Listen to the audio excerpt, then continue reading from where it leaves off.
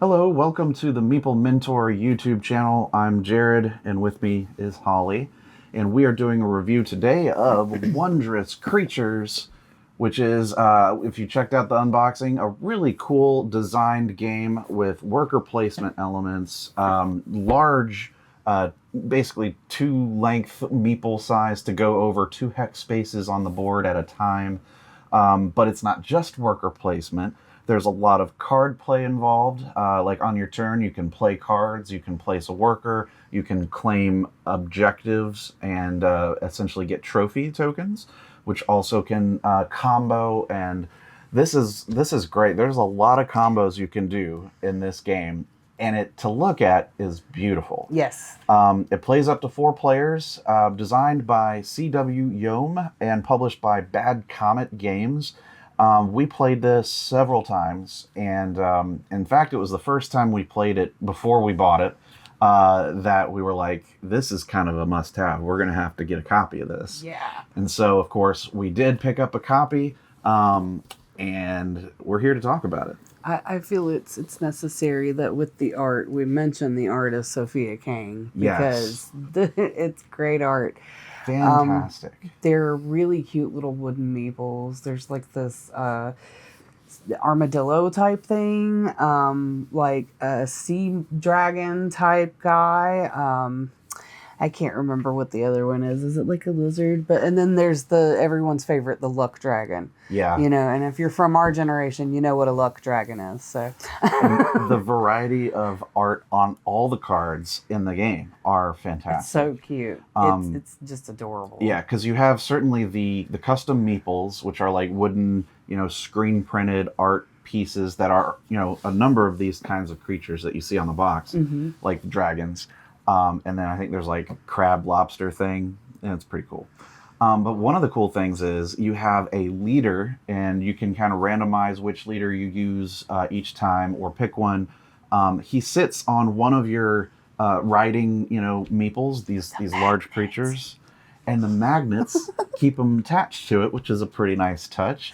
And gameplay wise, each leader has certain abilities that can become more strong or unlocked during gameplay. So that particular worker, when placed, can do some extra effects. So you're going to need to claim a trophy or claim a what do you call it, like an award, milestone, whatever they call them, to unlock your leader's ability. So there's a lot of variety in the gameplay. It's awards. Your little awards. You claim awards. We play a lot of games. We do. But there's a lot of variety to this game. There's a lot of strategies as well. And like I said, there's different card plays, combos, and things that you can get going. Similar to Everdell, if you've played that, one of my favorite games, if not maybe my favorite game. This is very, very similar, but maybe not as complicated, if you would call Everdell complicated. I mean, it's been a while since I've only played the base game Everdell. We usually incorporate all the expansions. I've ever only played the base game of Everdell. Yeah. That's what being married to the Meeple Mentor does. That's my fault. But Wondrous Creatures is it's definitely more of a straightforward Everdell with a lot of the same mechanisms of, gaining cards from a tablet or from a, like a display, adding them to your hand, playing some cards with different resources that you gather by placing workers, and then using said resources, using them to play, and the different kinds of cards that, just like Everdell, there's scoring cards for end game. There's ongoing cards that whenever you do a certain type of thing, you might get points immediately or something like that. They also introduce habitats, which if you have, you might get a card that if you you can get so many points based on how many habitats you have, or so many of a resource based on how many habitats you have, things like that. Yeah. I really like the way the cards play together. Yeah. I will say the distribution, though, is not always even between like a permanent static ability that you might gain for certain cards. Those are harder to get. as well as some of the refresh type cards, which are triggered whenever you take a refresh action. Some of the milestones or awards, as they were, seem more advanced to try and accomplish than some of the others as well. And a lot of those awards are based on set collection of different either types of animals, in terms of the cards that you collect, or types of terrain that they occupy. Or what the card does as far as ongoing end game. Correct. So you know, there's a lot of set collection, there's card play, there's combos, there's end game scoring, there's awards to be claimed. Instance. And then instance cards that happen as soon as you play them, you get certain things.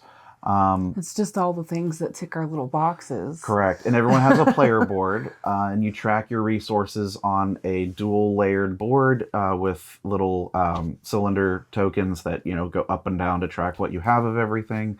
So there's no excess in this game. There's no like piles and piles of resources to pick up and drop. It's just when you gain something, you move that track forward. When you spend it, you move the track back. It's very streamlined. It plays up to 4, and we've had a great time with all player counts. We've done, you know, the 2-player, we've done the 4-player, and I mean, we've loved it. This is definitely a game that's going to stay on our shelf because, like she said, it just ticks all the right boxes for the kinds of games that we tend to enjoy the most. Yeah. Cute art, worker placement, resource collection and management, multi-purpose cards, dual layer boards. Like, come on. Oh, yeah. And it looks like a storybook, you guys. Yeah. It's definitely got the art and theme and cute thing working very well together to give you just a whole package that feels complete and very, very good. Just very good times. Very cute. So, everyone we've played with as well has very much enjoyed it. And since we've been playing a lot more than they have, we tend to win a lot of those games. Which has been cool too, but they always want to keep playing. So that speaks, I think, to a lot to just how well the game is designed. And if you like Everdell, I think you'll really like this. If Everdell with its expansions is like too much for you, you want something maybe straightforward, this might be your ticket. Yeah.